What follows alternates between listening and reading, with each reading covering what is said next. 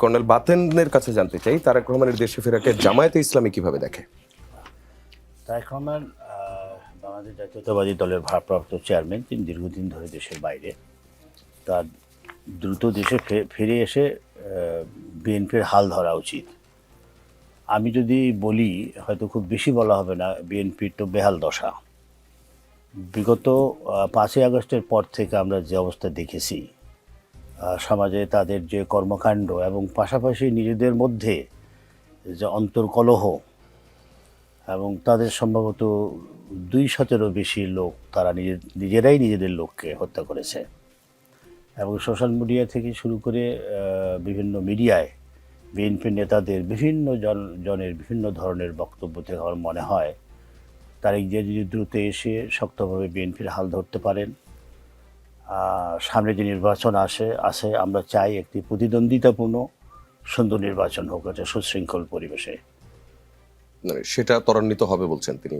আসলে আমি মনে করি উনি যদি আসেন, হাল ধরেন, যদিও বিগত সময়েও তিনি ছিলেন, দূরে ছিলেন, আমরা আশা করছি যে তিনি যদি এসে ফিজিক্যালি দেখাশোনা করেন দলের বিভিন্ন কর্মকাণ্ড, তাহলে হয়তো তাদের দলের যে শৃঙ্খলার যে ঘাটতি আছে সেটা হয়তো উন্নতি হবে।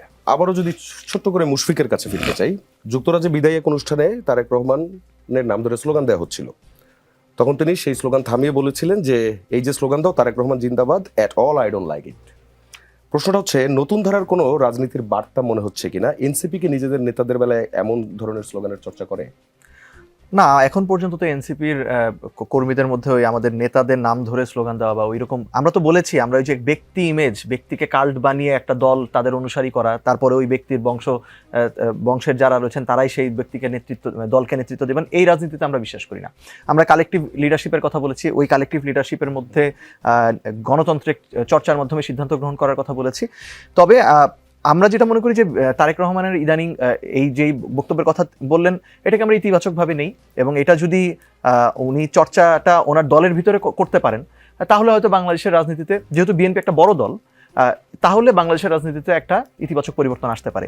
তবে এক্ষেত্রে ওই যে যেটি ভাইও যেমনটা বলছিলেন যে আসলে তারেক রহমান দেশে আসলে হয়তো আমরা আশাবাদী একটা জায়গায়, যে বাংলাদেশে বিএনপির নেতাকর্মীরা গত 1 বছর ধরে যেই চাঁদাবাজির কাজটা করেছেন, যে সন্ত্রাস তারা বিভিন্ন জায়গায় নিজের দলের ভিতরে দলের বাইরে বিভিন্ন জায়গায়, গতকাল রাতেও আমাদের কিছু কর্মীদের উপর হামলা হয়েছে, এই ঘটনাগুলো তিনি আসলে যদি নিয়ন্ত্রণ করতে পারেন তাহলে দেশ উপকৃত হবে বা আমরাও একটু স্বস্তির নিঃশ্বাস ফেলতে পারবো। তবে কতটুকু পারবেন সেটা নিয়ে প্রশ্ন রয়েই গেছে, কেননা দলের শীর্ষ নেতাদের কর্মকাণ্ড যদি বলি, আমাদের পুরনো দুটো রাজনৈতিক দল যারা এখন প্রধান হিসেবে একটু সামনে সারিতে রয়েছে, বিএনপি বা জামাতের শীর্ষ নেতাদের বক্তব্য যতটা গণতান্ত্রিক, যতটা উদার, কর্মীদের আচরণ মাঠ পর্যায়ে ততটা তো উদার আমরা এখন পর্যন্ত দেখিনি।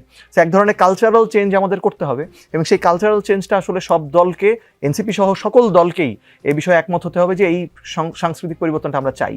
কিন্তু আমরা যেটা দেখছি যে নির্বাচন যত ঘনিয়ে আসছে, ওই নির্বাচনে এগিয়ে যাওয়ার জন্য আমাদের পুরানো সংস্কৃতির চর্চাতে, রাজনৈতিক সংস্কৃতির চর্চাতে একে অপরকে ঘায়েল করতে সবাই চেষ্টা করছে। এখান থেকে সকলকেই বিরত থেকে একটা সুন্দর গণতান্ত্রিক সংস্কৃতি যাতে আমাদের হয়, সেজন্য সকলেই সচেষ্ট থাকবে বলে আমরা আশা করি।